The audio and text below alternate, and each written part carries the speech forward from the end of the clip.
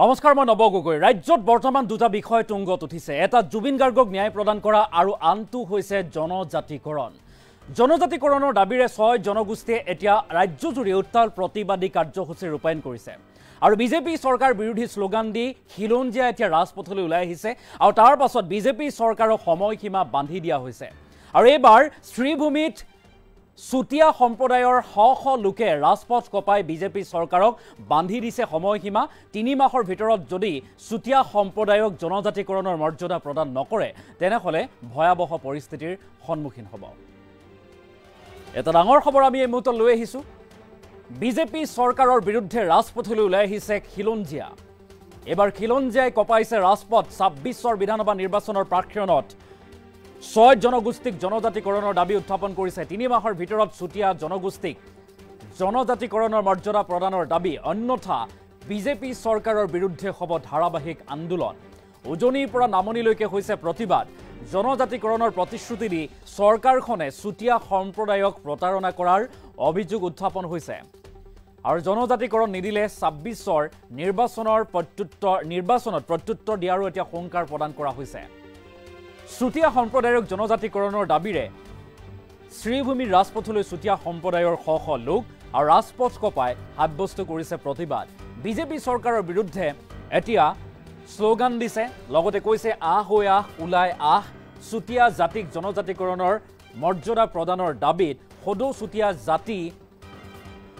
জনগোষ্ঠীৰ সন্মিলনৰ অসম উদ্যোগত এনেদৰে সুতিয়া জনগোষ্ঠীৰ খিলঞ্জীয়া লোকে খিলঞ্জীয়া লোকে সাব্যস্ত কৰিছে প্ৰতিবাদী কাৰ্যসূচী দৃশ্যাংশ আমি দেখুৱাইছো এয়া চাওক এয়া হৈছে শ্ৰীভূমিৰ দৃশ্য শ্ৰীভূমিৰ একাংশ জনতা এতিয়া ৰাজপথলৈ ওলাই আহিছে জনজাতিকৰণ নিদিলে 26ৰ নিৰ্বাচনত প্ৰত্যুত্তৰ দিয়াৰো সংকাৰ প্ৰদান কৰিছে এইসকল প্ৰতিবাদকাৰীয়ে কেৱল মাত্ৰ শ্ৰীভূমিতেই নহয় আজিৰ দিনটোত সুতিয়া জনগোষ্ঠীৰ একাংশ লোকে ৰাজ্যৰ ভিন্ন প্ৰান্তত গোলাঘাট হওক আন স্থানতো সাব্যস্ত কৰিছে প্ৰতিবাদ ৰাজ্যৰ ভিন্ন প্ৰান্তত ৰাজপথ কপাই নিজৰ প্ৰাপ্য বিচাৰি এনেদৰে সাব্যস্ত কৰিছে প্ৰতিবাদী কাৰ্যসূচী কেৱল ইমানেই নহয় সমান্তৰালভাৱে মন কৰিবলগীয়া বিষয়টো হৈছে যে উজনিৰ পৰা নামনিলৈকে এতিয়া বিজেপি চৰকাৰৰ বিৰুদ্ধে 6 জনগোষ্ঠী ওলাই আহিছে আহোম মৰাণ মটক চাহ জনগোষ্ঠীয় লোক আৰু এইফালে সুতিয়া সম্প্ৰদায় কোচ ৰাজবংশী সকলো এতিয়া ৰাজপথলৈ ওলাই আহিছে একমাত্ৰ দাবী আমাক জনজাতিকৰণৰ মৰ্যাদা প্ৰদান কৰিব লাগে বিজেপি চৰকাৰে কৈছিল আমাক জনজাতিকৰণৰ মৰ্যাদা প্ৰদান কৰিব কিন্তু বিজেপি চৰকাৰে প্ৰতাৰণা কৰিছে আৰু এই প্ৰতাৰণাত এতিয়া ভুল নাযায় এইসকল লোক সেই সংকাৰ দি কৈছে যে 3 মাহৰ ভিতৰত যদি জনজাতিকৰণৰ মৰ্যাদা প্ৰদান নকৰে তেনেহলে 26ৰ নিৰ্বাচনৰ প্ৰাক্ষণত ভয়াবহ পৰিস্থিতিৰ সন্মুখীন হ'ব সমান্তৰালভাৱে 26ৰ বিধানসভা নিৰ্বাচনত বিজেপিক উফৰাই পেলোৱা হ'ব বুলিও সংকাৰ প্ৰদান কৰিছে প্ৰতিবাদকাৰীয়ে উজনি অসমৰ ভিন্ন প্ৰান্তত আহোম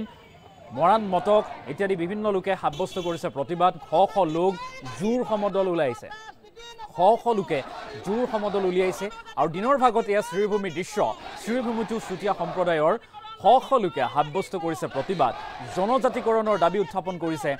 জনজাতিকৰণ নিদিলে বিজেপি চৰকাৰৰ বিৰুদ্ধে ধাৰাবাহিক আন্দোলনৰো সংকাৰ প্ৰদান কৰিছে এইসকল লোকে উইথ এম্বিয়েন্স কিছু দৃশ্যাংশ দেখুৱাইছো তাৰ পিছতেই মন্তব্য আছে আমি মন্তব্য আগবঢ়াম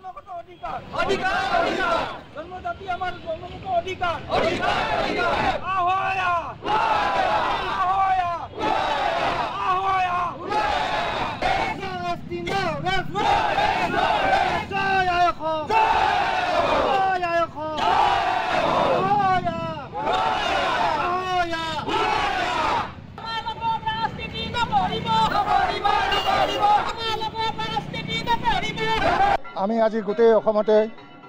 সুতিয়া জনগোষ্ঠীৰ কাৰণে আমাৰ প্ৰতিবাদী কাৰ্যসূচী আৰম্ভ কৰা হৈছে গোটেই অসমৰ বিভিন্ন জিলাত আজি এই একেধৰণে পালন কৰা হৈছে আমাৰ সুতিয়াসকলক জনজাতিকৰণ দিম বুলি চৰকাৰে প্ৰতিশ্ৰুতি দিও আজিলৈকে আমাক চৰকাৰে প্ৰতাৰণা কৰি আছে বিগত কংগ্ৰেছে 15 বছৰ নেতৃত্ব চৰকাৰ চলাই যোৱাৰ পিছতো বৰ্তমান বিজেপি চৰকাৰ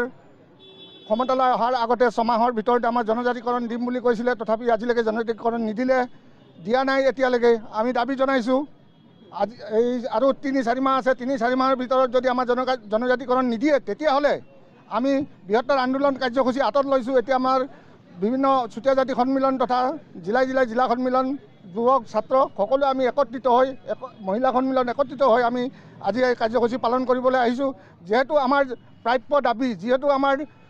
আজি জন্মলগ্নৰ পৰা আমি ভূমিপুত্ৰ চুতীয়া আৰু আমাৰ জনজাতিকৰণ লাগিবই। যিকোনো প্ৰকাৰে আমি চৰকাৰক বাধ্য কৰাব লাগিব যেন আমাক জনজাতিকৰণ দিবলৈ বুলি। ইয়াৰ উপৰিও আমি বিভিন্ন সময়ত আমি প্ৰতিবাদ জনাই আহিছোঁ, তথাপি চৰকাৰে আমাক আওকাণ কৰি আছে, আমাক কোনো গুৰুত্ব দিয়া নাই। আমি চৰকাৰক আকৌ এবাৰ জনাইছোঁ, এতিয়াও সময় আছে, দি দিয়ক, নহ'লে অহা ইলেকশ্যনত, যিহেতু 2026 বিধানসভা ইলেকশ্যন হ'ব, তেতিয়াহ'লে আমাৰ সদৌ চুতীয়া জাতি সন্মিলন বা সদৌ চুতীয়া যি আমাৰ জনসংখ্যা আছে বিভিন্ন জিলাত, সকলোৱে আমি চৰকাৰ বিৰুদ্ধে যাবলৈ বাধ্য হ'ম। আমি আজি গোটেই অসমতে চুতীয়া জনগোষ্ঠীৰ কাৰণে আমাৰ প্ৰতিবাদী কাৰ্যসূচী আৰম্ভ কৰা হৈছে।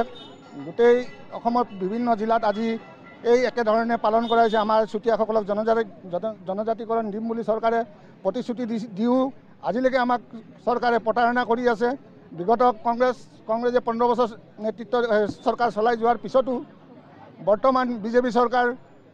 ক্ষমতালৈ অহাৰ আগতে 6 মাহৰ ভিতৰতে আমাৰ জনজাতিকৰণ দিম বুলি কৈছিলে, তথাপি আজিলৈকে জনজাতিকৰণ দিয়া নাই। এতিয়ালৈকে আমি দাবী জনাইছোঁ আজি এই আৰু 3-4 মাহ আছে, 3-4 মাহৰ ভিতৰত যদি আমাৰ জনজাতিকৰণ নিদিয়ে, তেতিয়াহ'লে আমি বৃহত্তৰ আন্দোলন কাৰ্যসূচী হাতত লৈছোঁ। এতিয়া আমাৰ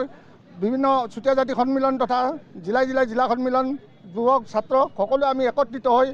মহিলা সন্মিলন একত্ৰিত হৈ আমি আজি এই কাৰ্যসূচী পালন কৰিবলৈ আহিছোঁ। যিহেতু আমাৰ প্ৰাপ্য দাবী, যিহেতু আমাৰ আজি জন্মলগ্নৰ পৰা আমি ভূমিপুত্ৰ চুতীয়া